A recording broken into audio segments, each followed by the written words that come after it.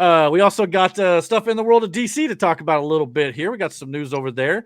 Notwithstanding, we've got at least a blogger. It's not the best confirmation, but we've got a blogger who works for DC.com. Apparently, this blogger has stated that the upcoming 2028 dynamic duo film will take place in the DCU and will feature the original story or the origin stories of Robin's Dick Grayson, aka Nightwing, and Jason Todd, which we kind of knew that part of it. We didn't know the setting of the DCU part of it, but it looks like that might be a little bit more confirmed at this point. We'll have to wait and see. But the film will blend CGI animation with puppets and live action. I know it doesn't sound great, but from this concept I've seen of it, puppets? Actually doesn't. Yeah, it doesn't sounds like WWE. Oh, wow, bro. Shame. But yeah, so I mean, I'll be interested to see how this works. I mean, but yeah, I'll see if I can find the concept and maybe I'll have to send it to you. Are they doing Dick Grayson as Robin or as Red Hood? No, Dick Grayson would be Nightwing.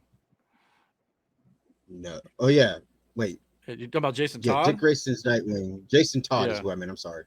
I'm assuming. I mean, is he Robin or Red Hood?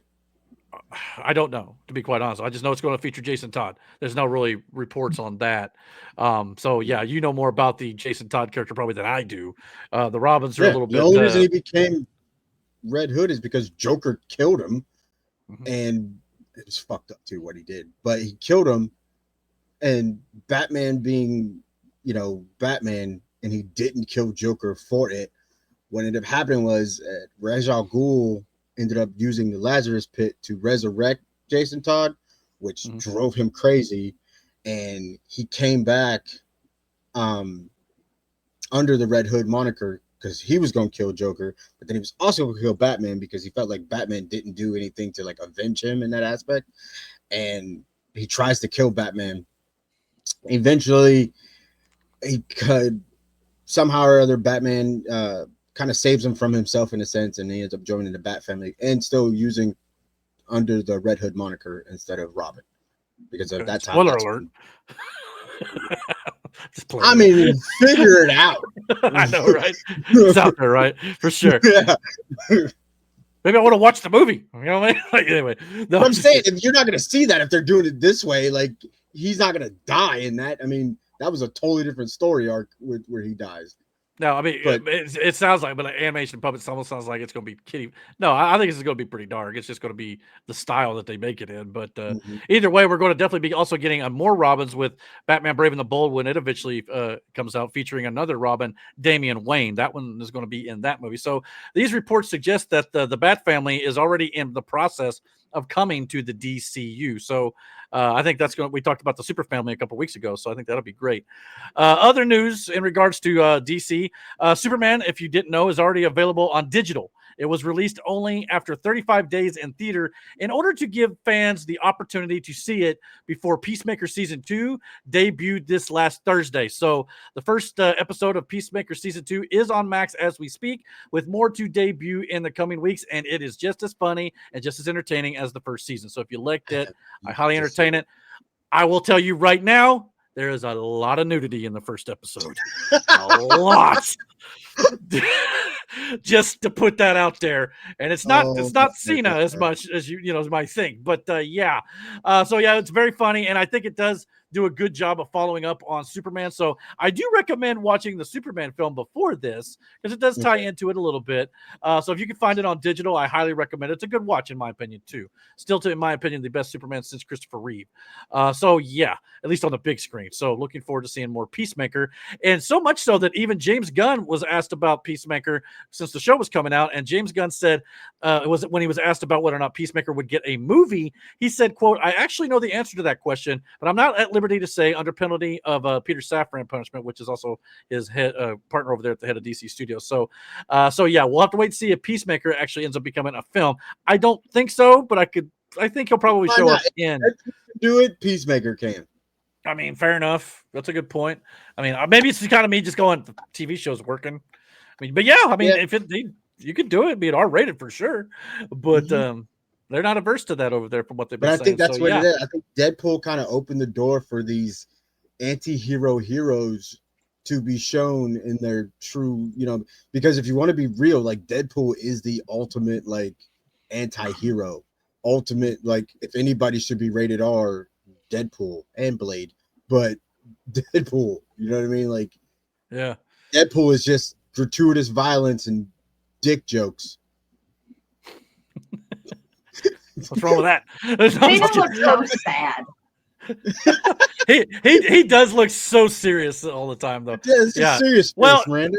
to be fair, the character does have a deep depression about him, which this show definitely does a good job of exploring. So that may be part of that. Maybe he's just acting, but some of it just could be he has resting bitch face. I don't know. I mean, that could be part of the problem. I don't know. We'll see. But yeah, so his eyes look sad. He looks sad. He looks terrible here. I see it there. He does look. Oh yeah.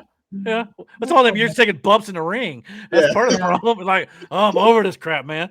But yeah, so anyway, but apparently there was also some little tidbits coming out from obviously, like I said, James Gunn's been doing the rounds with Superman releasing on digital and Peacemaker coming out.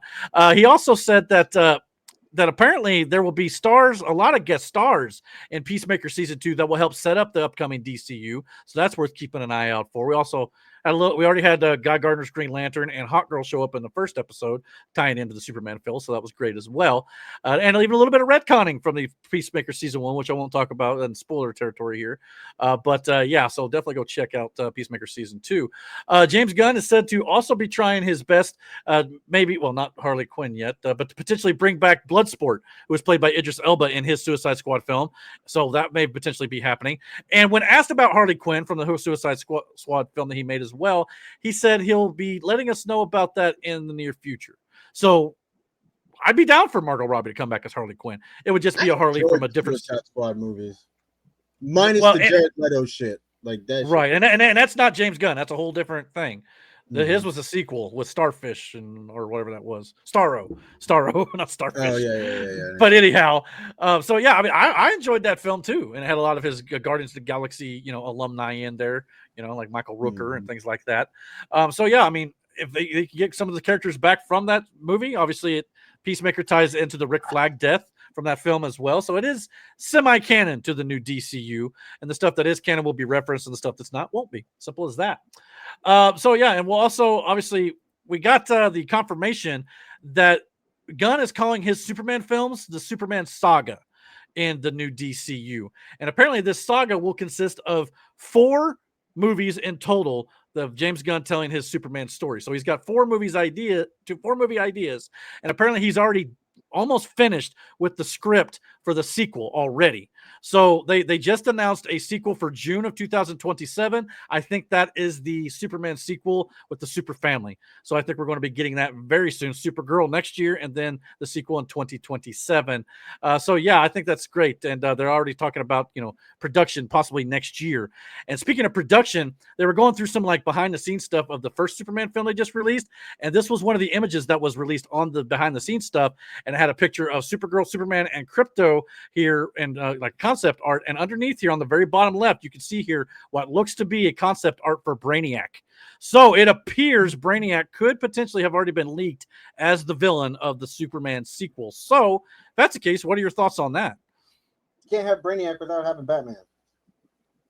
Well, maybe we'll have a Batman by then. I don't know. Kind of like the whole thing with Ultron and Iron Man. The reason why Brainiac exists is because of Batman. Okay. Interesting.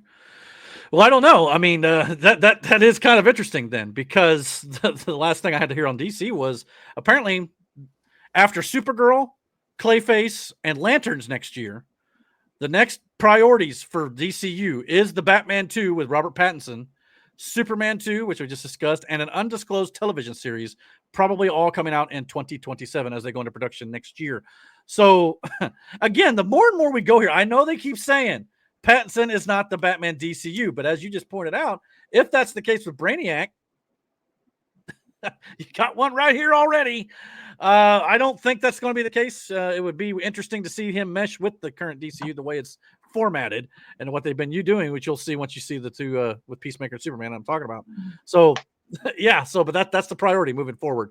Batman Part 2 and the Superman sequel. So a lot of Superman stuff early on. Thank you for checking out this clip from the Dragon's Den podcast. If you like what you saw here, please consider checking out our full podcast on Saturday nights at 9:30 p.m. Eastern Standard Time. Don't forget to follow, comment, like, and subscribe. And until our next video, guys, take care and God bless.